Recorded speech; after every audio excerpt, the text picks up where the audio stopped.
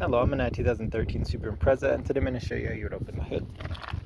So first, on the driver's side, we'll look for a lever right here. This will be the safety release, so we'll pull that and that'll pop the hood. And you should see a cable attached right here. If there's no cable, that's something you'll need to address.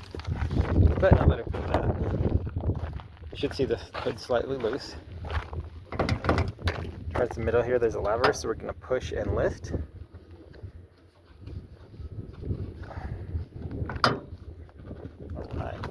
Try to do this one-handed, but there's this arm here as well we can use to hold the hood up.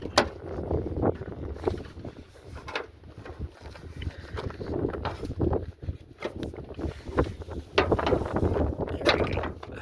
So this arm is now holding up the hood. This is that lever that I was pushing. Get an idea what that looks like. Double check there's no debris stuck in here, anything that needs cleaned up, nothing bent out of place or broken. If this is really sticking, you could try some WD-40 to loosen it. That's what it's hooked onto. And then also double check that your hood's in proper alignment, because if this closes crooked, that could cause you issues. But I hope this is helpful. Hope you have a wonderful day.